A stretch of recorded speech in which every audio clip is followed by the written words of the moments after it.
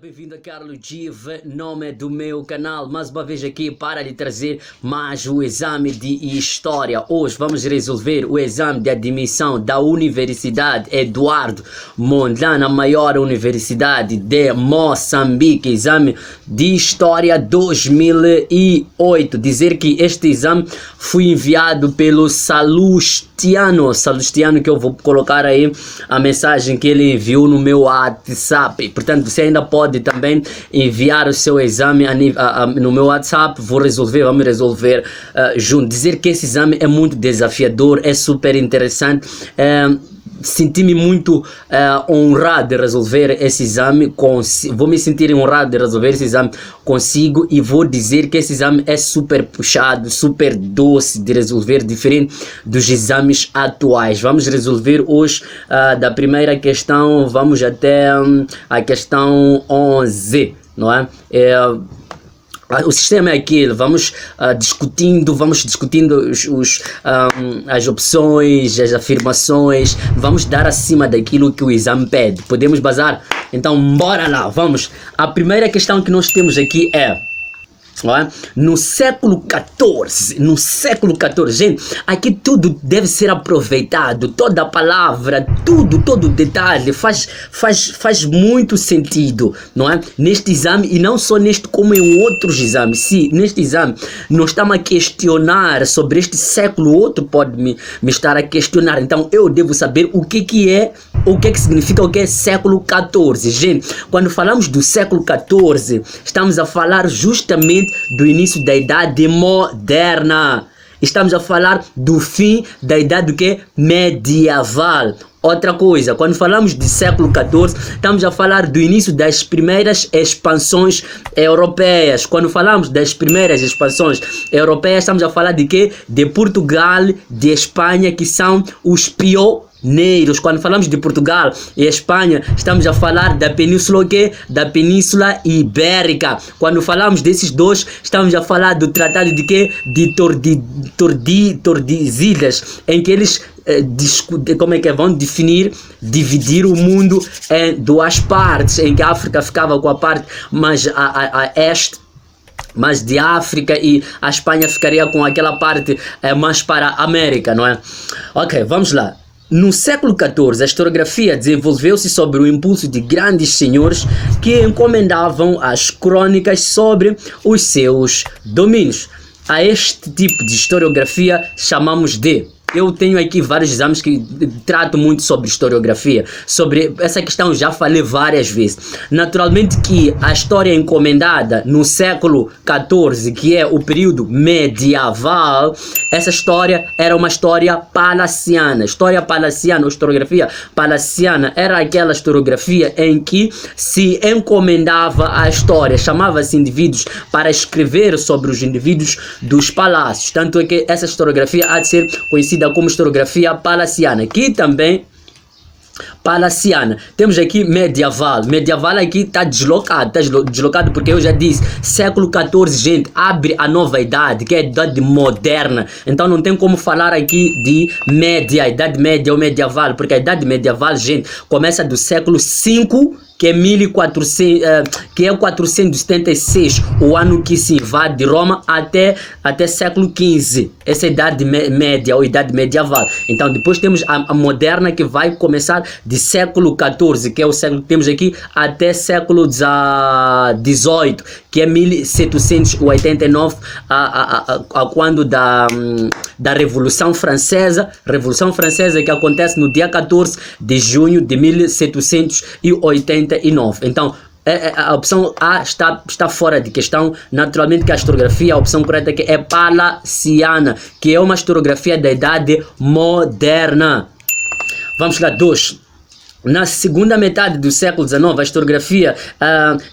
vamos lá, tem aqui essa questão crônicas. O que são crônicas?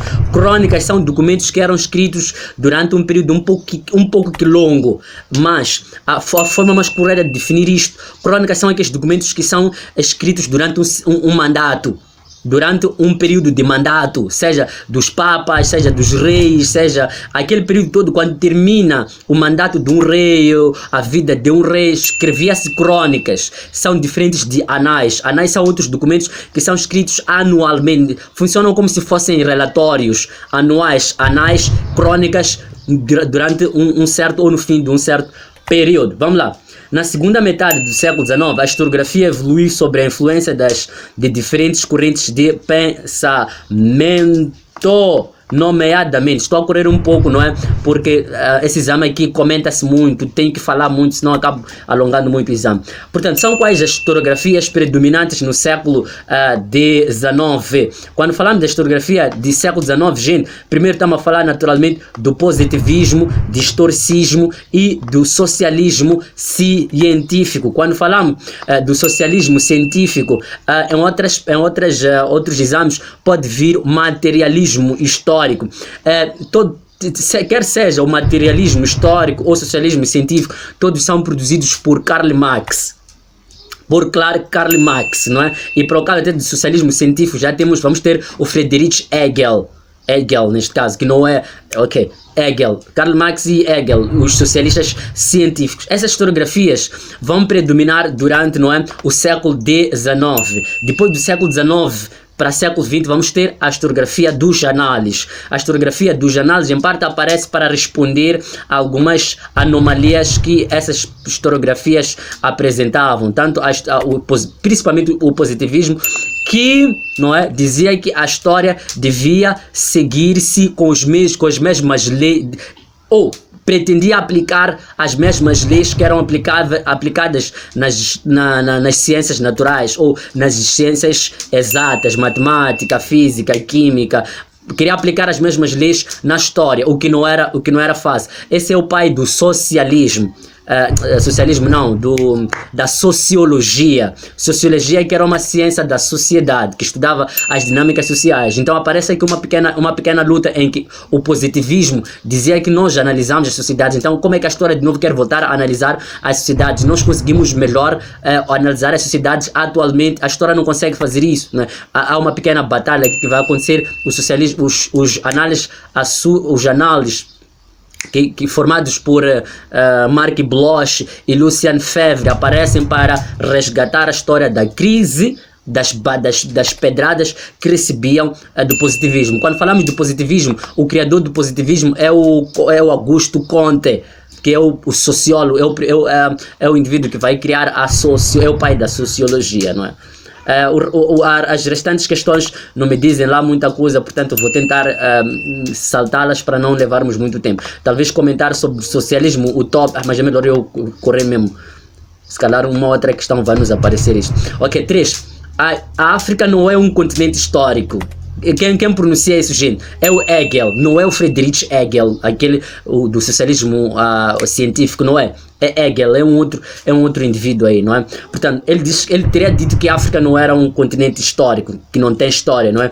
Ela não mostra nenhuma mudança nem desenvolvimento. Esta afirmação revela o pensamento de alguns historiadores do século XIX e esteve ligada aqui à historiografia, gente. Temos aqui a historiografia afrocentrista, africanista, idealista e eurocêntrica. Gente, no século XIX, relativamente à África, vão aparecer três correntes que vão estudar a historiografia africana, não é? A primeira corrente é a corrente eurocêntrica, a segunda é a corrente afrocêntrica e a terceira há de ser a corrente progressista.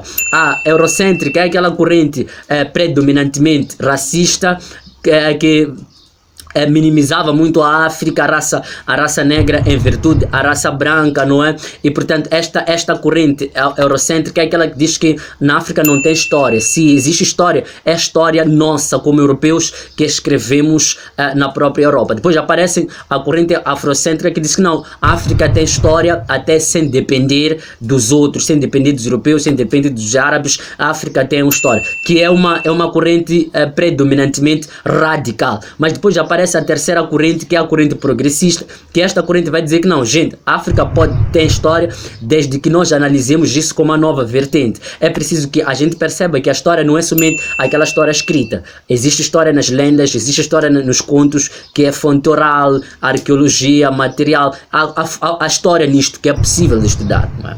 Portanto, a opção correta aqui naturalmente é a opção D, que é eurocêntrica, corrente eurocêntrica. 4. A historiografia científica inicia na Grécia Antiga a historiografia científica inicia na Grécia Antiga, a paternidade da história tem sido atribuída a quem? Eu falo muito disto nos meus exames que eu tenho aqui no canal. Já deixa aí sua subscrição, subscreva-se no canal, deixe seu comentário e deixe seu like. A história, naturalmente que a paternidade de história, o pai da história aqui é o que? É o Herodoto. É pai de história por quê? Porque é o primeiro a chamar aquelas descrições que ele fazia de história. Também é tido como pai de história por ter sido um indivíduo que há de sair um pouco para fora da Grécia e começa a escrever sobre o Mediterrâneo, escreve sobre o Egito, escreve sobre o Médio Oriente. Quando falamos do Egito, é ele que vai dizer que o Egito era a dádiva do Nilo, que eu não me canso aqui de dizer isto, não é? Portanto, mas temos aqui o Aristóteles. Aristóteles também é um historiador grego, é também um sucessor, um precursor também do Herodoto. Relativamente a Aristóteles, desculpa, cometi um gafo aqui, estava a confundir com Tucídides, esse indivíduo, não é? Tucídides que é o precursor de Herodoto, que é o indivíduo que há ter sido como o pai da cientificação da história. O Políbio também foi um historiador romano, que era grego, mas preso em Roma. Portanto, relativamente ao Políbio, é o pai da história cíclica, que a história obedece um sistema cíclico de vida, nasce, tem seu auge e morre. Portanto, como ele havia visto a Grécia nascer, a ter seu auge e também a desaparecer, ele vai dizer que Roma também passará por esse mesmo estágio, vai nascer, vai ter seu auge, mas também será destruída. Portanto, isso chama-se história cíclica. Temos, durante a Segunda Guerra Mundial, a reviravolta na Guerra do Pacífico, dá-se com a derrota de quê? Do Japão nas batalhas aeronavais É preciso que a gente indique aqui quais são as batalhas. A opção correta aqui é naturalmente a opção A, a Batalha de Midway e Guadalcanal. Infelizmente, relativamente a esta segunda batalha não achei muita coisa, mas esta aqui sim. Portanto, a opção correta aqui é naturalmente A. Esta batalha teria acontecido nos dias 4 a 7 de junho de 1942, ok? Não, 42, my god, é 42. Sim, 42, desculpa, 42 sim, 42 estava a tentar confundir um pouco, antes dessa batalha, 42, está claro isso, antes dessa batalha, o Japão teria provocado os Estados Unidos no dia 7 de quê? De dezembro de 1940 e 41, quando decide atacar a base militar de Pearl Harbor, que é em parte uma das razões que fará com que os Estados Unidos entrem na Segunda Guerra Mundial e ataque a Japão. Como é que atacou os Estados Unidos a Japão? O grande destaque do ataque dos Estados Unidos a Japão dá-se pelas bombas de Hiroshima e Nagasaki, que terão sido lançadas no dia 6 de 9, não é? Dia 6 de 9 de agosto de 1944, my god, 44, mas vou também de novo me certificar sobre isto.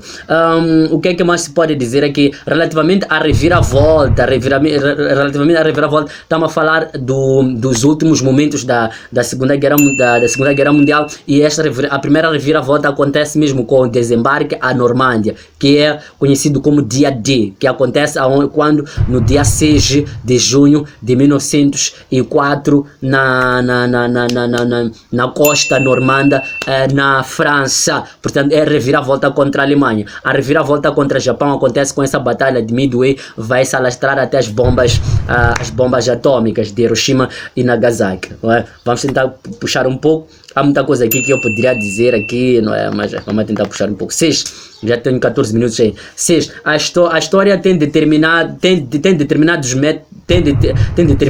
métodos, técnicas e regras que utiliza para explicar o seu objeto. A análise compreende três operações. A a heurística, a crítica e a hermenêutica. Gente, a opção correta aqui é a opção A.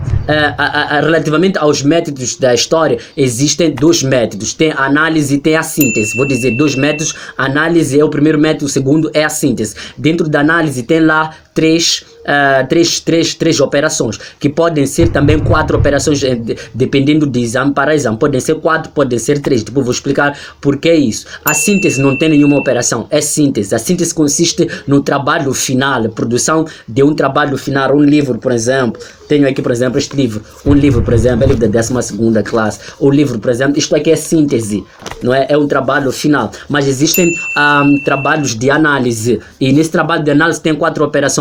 Em que consistem essas operações? A primeira, se eu quero fazer um trabalho historiográfico, a primeira coisa que eu devo fazer é recolher as fontes, a recolha de fontes de informação, que é, por exemplo, este livro. Eu ir atrás dos livros, trazer. Essa é a primeira operação. Esta operação chama-se heurística. Heurística é a recolha de informações. Depois tenho a crítica. Então, na crítica tem 2 operações, que é a crítica interna e que é a crítica o quê? Que é a crítica externa. A crítica externa é você olhar para fora do livro, ver, não é, a originalidade desse livro. Se é um livro original, não é original, tem um autor, não tem. Depois tem a crítica interna, que é a questão de autenticidade, veracidade, não é? A veracidade é você ver se esse livro é verdadeiro, tem informações que serão úteis ou não é? E depois tem já a hermenêutica. A hermenêutica é você já começar a interpretar o livro, não é? Capítulo por capítulo, não é? Começar a ler, a interpretar. Depois de fazer isso, depois começas a escrever, que é fazer naturalmente a síntese. 7. A categoria temporal é muito importante para a história. O historiador Fernando Braudel divide a duração de acontecimentos conjunturais e estruturais. Gente, quando falamos de Braudel, estamos a falar da escola dos análises, aquela escola que eu falei lá em cima, que é uma escola que vai tirar a história da crise, aquela escola que foi criada por Marc Bloch e Lucien Febvre em 1929.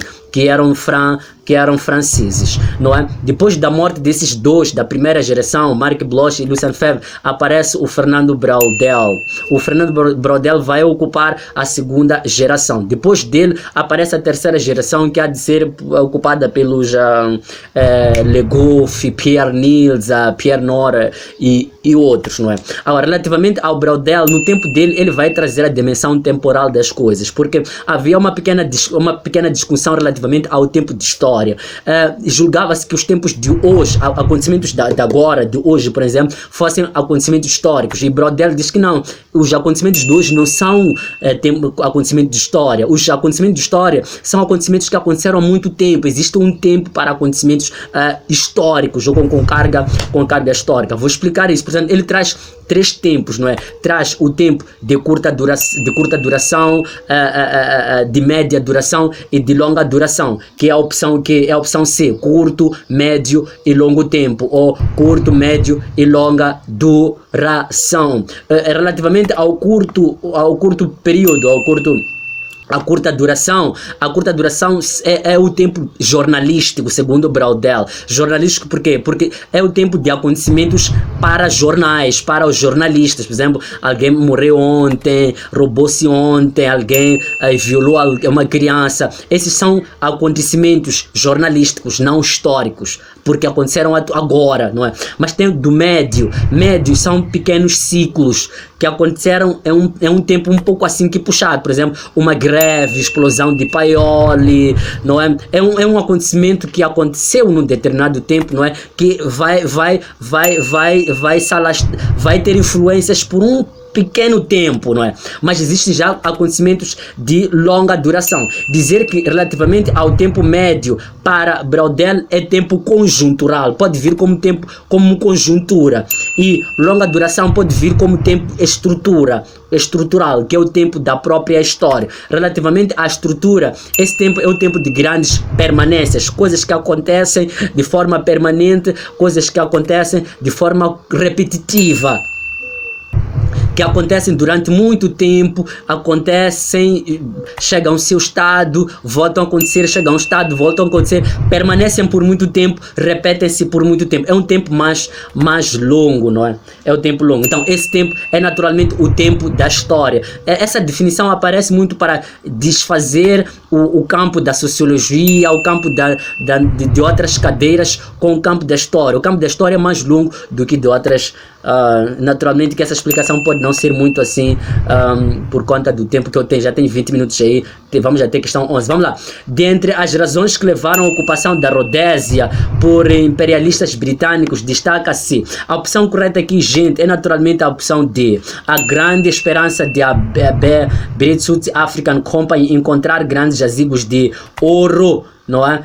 O segundo round. Gente, Cecil Rhodes, quando chega à Rodésia do Sul, faz alguns contactos com Lumbengula, que era o rei daquela região. Lumbengula vai fazer alguns contratos com ele, em que nesses contratos o Cecil Rhodes ia procurar se tinha ali alguns minérios ou não. Bem, a Zimbábue, a Rodésia do Sul não era especializada na questão, como é que é? Não era uma colônia de minas, era uma colônia agrária. Gente, quando falamos, deixe-me só, Rodésia, quando falamos de Rodésia, a gente tem duas Rodésias, a Rodésia do Norte, a Rodésia do Sul. Como é que se chamam atualmente essas Rodésias? A do Norte chama-se atualmente Zâmbia, a do Sul chama-se Zimbábue. A Rodésia de Zâmbia, a sua especialidade era de minas. Tinha muitas minas, era uma Rodésia de minas. A Rodésia do Sul, Zimbábue, era uma Rodésia de colônias, de agricultura. É por isso que a Rodésia do Sul era mais de povoamento. Tinha muitos brancos em relação às outras, a outra Rodésia, a parte do norte. Temos também a Nyasaland. A Nyasaland, que é Malawi, atualmente Malawi, era também uma colônia, mas era uma colônia mais de mão de obra. É importante você saber que essas três, a Rodésia do Norte, a do Sul e Nyasaland, vão construir uma federação em 1953. Essa federação de Nyasaland, Rodésia do Norte e Rodésia do Sul. Essa federação vai se destruir em 1964. A opção correta aqui é naturalmente D. Simplesmente estava a comentar isso, não é? British South African é a companhia que vai explorar essas zonas em nome de Cecil Rhodes. Rodésias, por quê? Em homenagem a Cecil Rhodes, não é? Vamos lá. No âmbito da interdisciplinaridade, a história relaciona-se com outras ciências. Esta relação estabelece-se entre a história e as ciências do quê? As ciências sociais, as ciências naturais e todas as ciências, algumas ciências. Bem, essa questão aqui é muito ratoeirista, não é? É muito ratoeirista, não é? Mas eu prefiro, tive dificuldade de responder essa questão aqui, mas não estou a dar uma resposta plausível agora, espero ainda investigar mais muito isto, mas eu acho que eu até evitaria, não vou responder essa questão, gente, mas eu queria comentar. Há